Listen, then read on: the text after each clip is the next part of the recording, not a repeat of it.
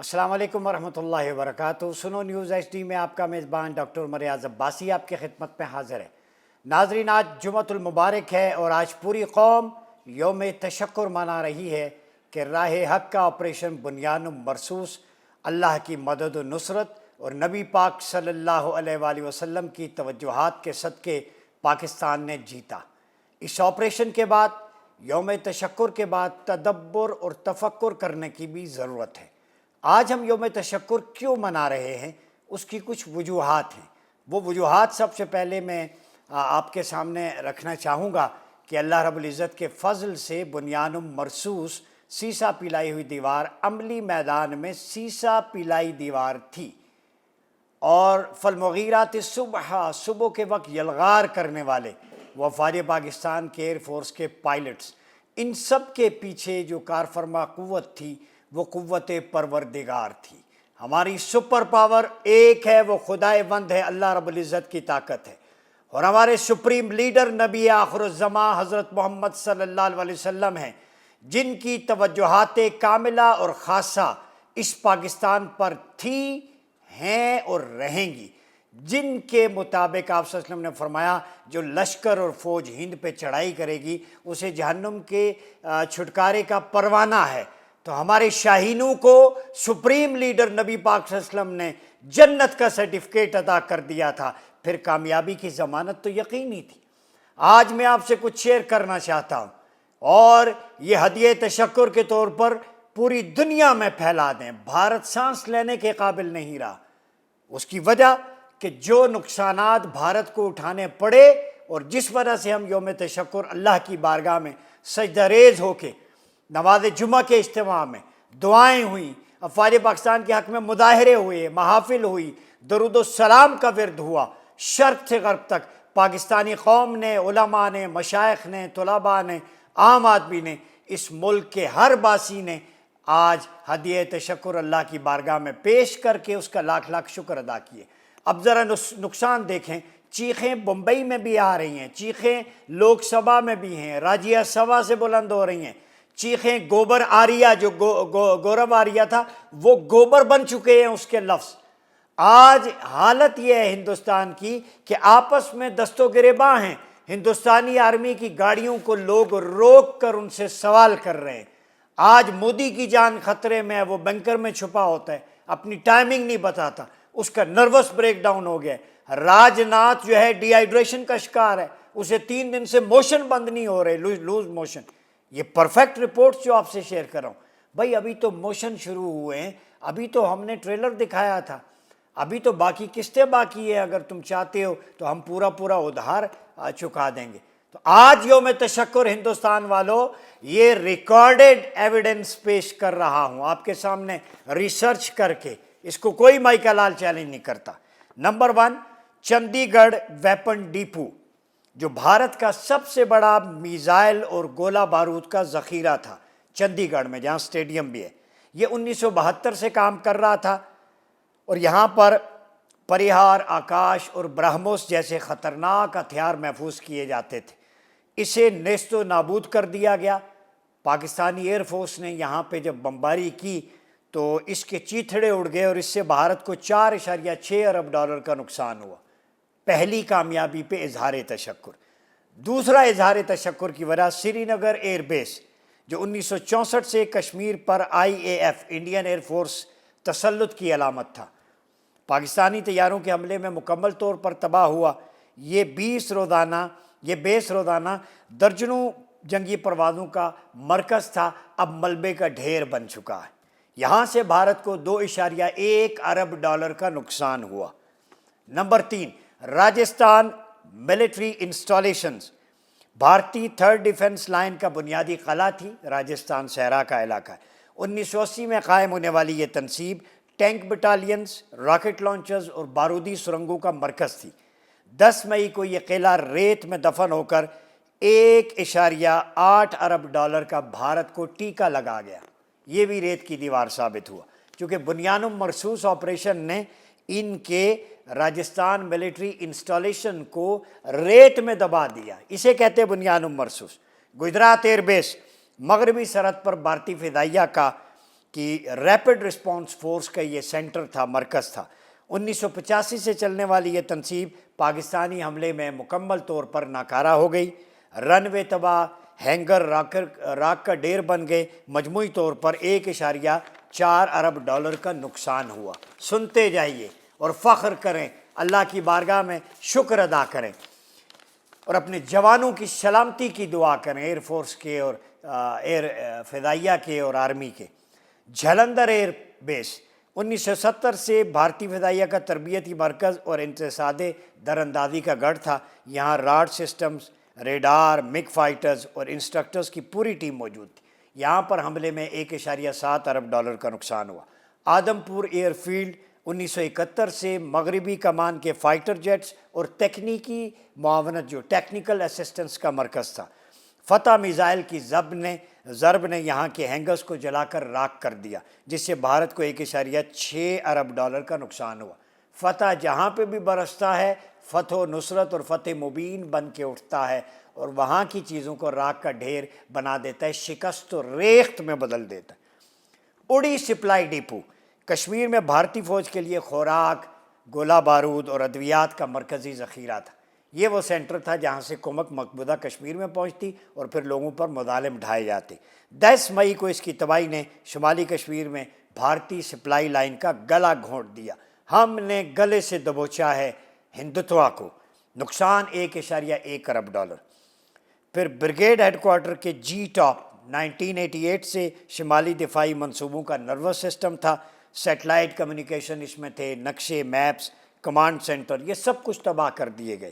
بھارت کا اس میں نقصان 2.4 ارب ڈالر۔ پھر اودم پور ایئر فیلڈ جموں کے پہاڑی علاقوں میں بھارتی فوج کی سپلائی کا ہوائی راستہ تھا۔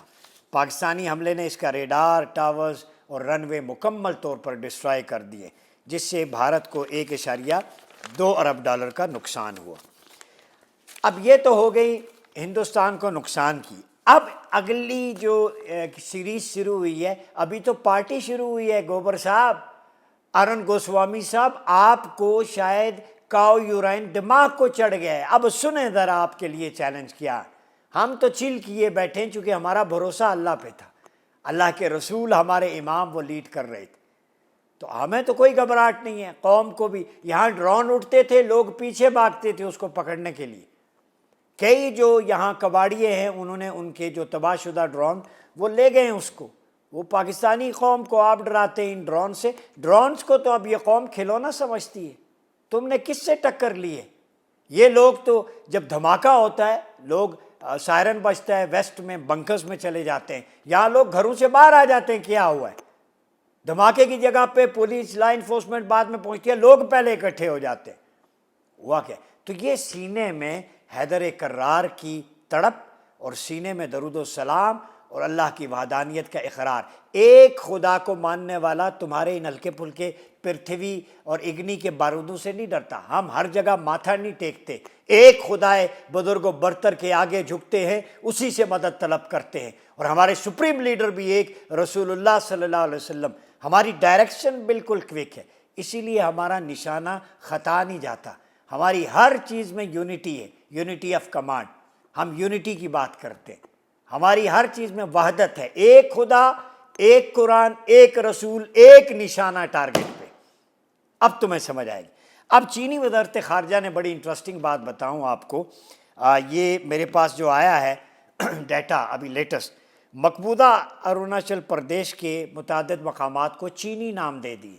یہ چین کے بقول یہ اروناچل پردیش ہندوستان کی ریاست نہیں ہے، اس کے اکثر علاقے مقبوضہ ہیں جن پہ قبضہ کیا گیا۔ اب چائنیز نے وہاں پہ ان کو اپنے نام دے دیے اور چین اس ریاست کو زنگنان یا جنوبی تبت کہتا ہے۔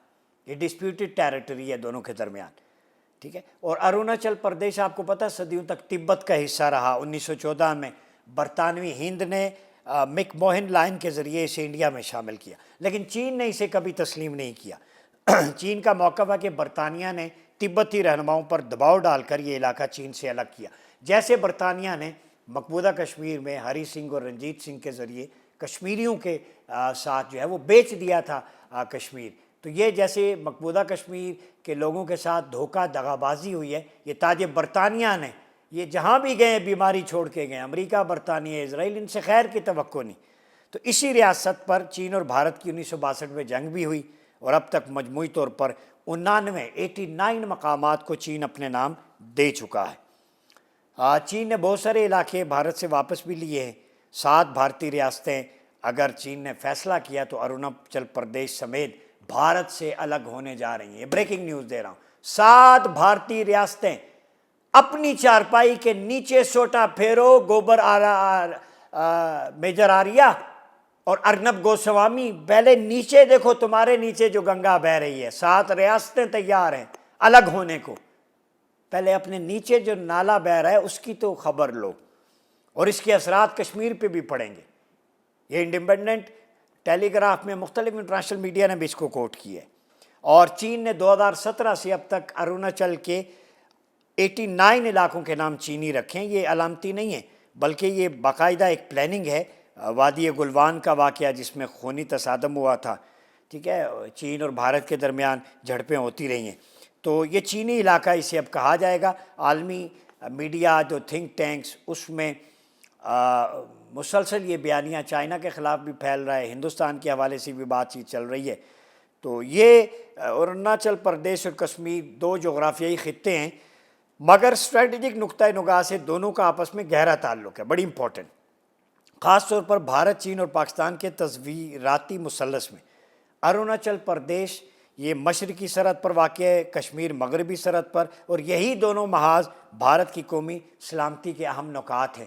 تو لہذا ہندوستان اگر اروناچل سے جاتا ہے تو کشمیر بھی چھوڑنا پڑے گا۔ اس لیے پاکستان نے کہا ہے کہ جب مذاکرات کریں گے تو پہلا ہے ایجنڈا مقبوضہ کشمیر، پھر آبی جارحیت سندھ طاس معاہدہ، اور پھر بھارت کی کراس بارڈر ٹیررزم جو ایکسپورٹ کر رہا ہے بلوچستان میں ٹی ٹی پی کے تھرو، بی ایل اے کے تھرو، یہ جتنی بھی ہے ہم اس کو ایکسپوز کریں گے۔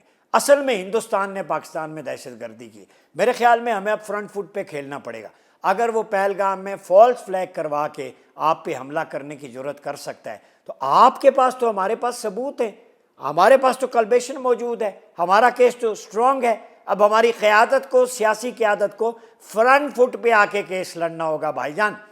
اس طرح اپولوجیٹک اب نہیں چلے گا، اب اگریسو ٹون کے ساتھ بات کریں۔ آپ کے پاس کلبوشن ہے، وہ ثبوت سامنے لائیں۔ بلوچستان میں انسرجنسیز، شورش، ٹی ٹی پی کی معاونت، انڈیا میں جو RSS کے ہیڈ کوارٹر ناگپور میں ٹریننگ ہوتی ہے، وہاں سے جو لوگ پاکستان میں بھیجے جاتے ہیں، کتنے کشمیری رہنماؤں کو پاکستان میں ہندوستانی راء نے قتل کروایا، کینیڈا، امریکہ، باقی تاریخ تو بھری پڑی ہے۔ تو جب ہمارے پاس مدعا بھی مضبوط ہے، اتنے ایویڈنس ہیں، تو ہم اس کو کیوں نہیں سامنے لاتے؟ بھارت گھٹنے تو کیا بالکل جو ہے وہ موم کی بتی کی طرح پگھل جائے گا۔ تو یہ تو یہ 2 چیزیں۔ آخر میں ایک اور چیز آپ سے شیئر کروں گا، وہ یہ کہ آپ جو لوگ ابھی تک پاک فوج کے بارے میں کر رہے تھے پروپیگیشن، ان کی کوالیفیکیشن کے بارے میں اور ان کے جناب ایسٹس کے بارے میں، اور ہم سے کہہ رہے تھے حافظ سید عاصم منیر کی آپ گنگانتے، بوٹ پالشی ہیں آپ، پتہ نہیں کیا کیا القابات۔ اب وہ لوگ اپنے چھپے ہوئے بنکروں سے باہر آ جائیں، اب انہیں منہ چھپانے کو نہیں مل رہا۔ میں نے کہا تھا نہیں، یہ فوج افواج پاکستان لشکر مصطفیٰ ہے، لشکر مرتضیٰ ہے، لشکر حسینی آج بھی قائم۔ اب آپ کو پتہ چلا یہ فوج کا بجٹ کیوں ضروری ہے؟ آپ سو رہے تھے، فضائیں جو ہے وہ جنگ آلود تھی، آپ کے پائلٹس نے جس طریقے سے وطن کی حرمت اور آپ کی جانوں کا تحفظ کیا، اس کو سلام ہے۔ ہندوستان کا $86 بلین بجٹ ہے کم از کم، اور ہمارا $16 بلین، $70 بلین کا تو یہاں فرق ہے۔ اور کارکردگی دیکھ لیں، ان کا تقریباً $40-50 بلین جو ہے وہ اس جنگ میں لاس ہوا ہے۔ آپ الحمدللہ ہر طرح سے محفوظ، نہ طیارے کا نقصان، نہ توپ کا، نہ وہ پھر صرف شہادتیں ہوئیں، وہ بھی اللہ کی بارگاہ میں مقبول ہیں۔ ہمیں تو کوئی اس کے علاوہ غم ہے ہی نہیں، شہیدوں کا دکھ ہے لیکن وہ اللہ کی بارگاہ میں مقبول ہے۔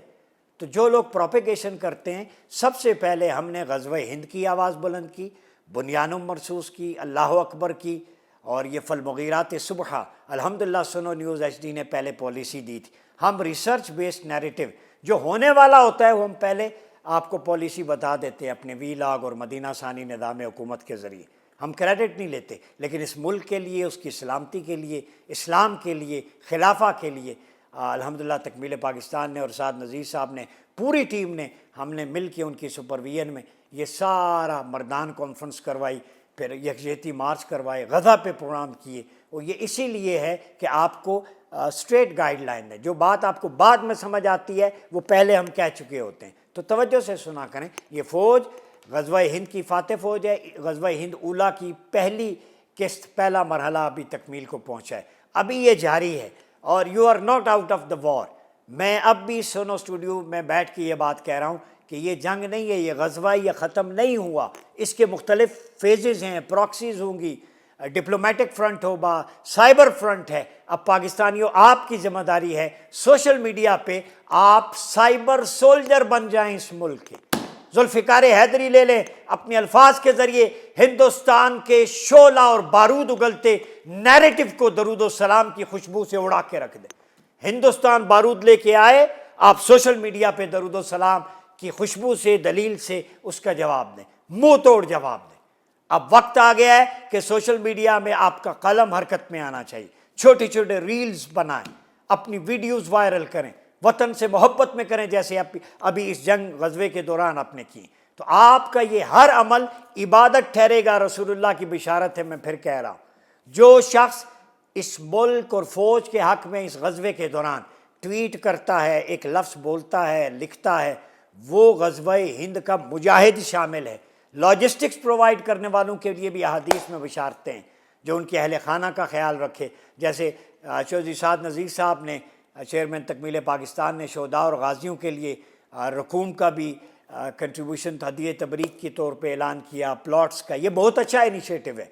तो वो जो गाज़ियों की एआनत करते हैं, शोहदा की फैमिली की, हदीस में है, वो भी उसी तरह हैं, उनको भी उन शोहदा के लड़ने के बराबर अजर सवाब मिलेगा।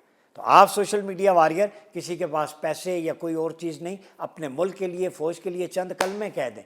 रोज़े मशर रसूलुल्लाह की बारगाह में ये कहेंगे, या रसूलुल्लाह, आपने ग़ज़वा हिंद की बिशारत दी थी, हमारे पास और कुछ नहीं था, ये एक वीडियो बना दी इस ग़ज़वे के हक़ में, ये 2 पोस्टें कर दी थी। समझें इस बात को, मैं 1 साल से कह रहा हूँ, ये फ़ौज कीमती है, ये फ़ौज बाकी है और रहेगी। ये मुल्क अल्लाह के राज़ों में से एक राज है। इसलिए अपना भाषण छोड़ दें, इस मुल्क की बुनियाद देखें, वो कलमा तैयबा ला इलाहा इल्लल्लाह मुहम्मदुर रसूलुल्लाह पे हो। तो इस कलमे को कोई लेट डाउन नहीं कर सकता। इस कलमे की मुहाफ़िज़ अफ़वाज पाकिस्तान है। ये फ़ौज ग़ज़वा हिंद की फ़ातह फ़ौज, ये फ़ौज यहाँ से ग़ज़वा हिंद से फ़तह याब होके वक्त कब आएगा किसी को नहीं पता, लेकिन ये यरूशलेम में फिर बैतुल मक़दस की फ़तह और आज़ादी के लिए काम करेगी। तो इस फ़ौज को मामूली ना समझे, बहु इदारा, तीनों फोर्सेस, इसमें छोटे से लेके ऊपर तक तमाम ऑफिसर्स, लॉजिस्टिक रखने वाले, आपकी इंटेलिजेंसिया, ये सब तवज्जुहात मुस्तफ़ा के साए में, इनसे काम लिया जा रहा है, बहुत बड़ा काम। और ये आलम इस्लाम का, मैं पहले से कह रहा हूँ, मिलिट्री बेस कैंप होगा पाकिस्तान। आज हदिया तशक्कुर बजा लाएं, पूरी कौम एक है, पूरी कौम नहीं, बांग्लादेश से लेके आज़रबाईजान से लेके तुर्किया, वस्ती एशियाई रियासतें, हर जगह सब्ज़ हिलाली परचम फ़तह और नुसरत की अलामत बनकर सर बुलंद है। आज आलम इस्लाम आप पे फ़ख्र कर रहा है, आपका वेटेज बढ़ गया है। जो लोग कहते थे ये क्या हैं, इनकी क्या सकत है, इकोनॉमी क्या है, आज दुनिया मान गई कि अगर स्काइस के हीरो हैं तो अफ़वाज पाकिस्तान के एयरफोर्स के पायलट्स। ये हेडलाइंस लगी हैं इंग्लिश न्यूज़पेपर में। यही नहीं, यूरोप, बरतानिया में भी पाकिस्तानी कम्युनिटी के साथ दीगर मुल्कों के लोग, आपके पायलट्स की एक्सपर्टीज़, जिस तरह वो फ़िज़ा में डाइव करते हैं, झपटना, पलटना, पलट कर झपटना, लहू गर्म रखने का है एक बहाना। इकबाल के शेर की अमली तफसीर हमारे पायलट्स ने, कामरान मसीह ने और दीगर ने पेश कर दी, फ़िज़ाओं को मुसख्खर करके। तो आज हदिया तशक्कुर के मौका पर पैगाम ये है, आइंदा तफक्कुर करें, तदब्बर करें, यूनाइटेड रहें इसी तरह। और जो अंदरूनी महाज हैं हमारे, गुर्बत, महंगाई, बेरोज़गारी, उनके ख़िलाफ़ भी हम बुनियानुम मरसूस बनकर उनको भी शिकस्त दें। जितना अंदरूनी कमज़ोरियाँ ख़त्म होंगी, फॉल्ट लाइन्स ख़त्म होंगी, आपकी पोलराइजेशन ख़त्म होगी, यूनाइटेड जितना होंगे, दुश्मन मैली आँख उठा कर नहीं दे सकता। और मैं इंशाअल्लाह प्रेडिक्ट कर रहा हूँ, और अफ़ा ने भी कहा है, मुशाहदात होते हैं लोगों को दरूद व सलाम की बरकत से, ये पाकिस्तान लिख लें, ग्रेटर पाकिस्तान बनने वाला है। ये मिलिट्री बेस कैंप होगा आलम इस्लाम का, اور خلافت کا بھی بیس کیمپ یہی ہوگا، خلافت کا ریوائول یہیں سے ہوگا۔ یہ میرے الفاظ لکھ لیں، یہ انشاءاللہ تعالی ہوگا۔ آپ اپنی توانائیاں بھرپور اسلام، پاکستان اور افواج پاکستان کے لیے مرکوز رکھیں۔ اپنا بہت خیال رکھیے گا۔ اپنے میزبان ڈاکٹر مریاض عباسی کو اجازت دیجیے۔ اللہ حافظ۔ پاکستان زندہ باد، افواج پاکستان پائندہ باد۔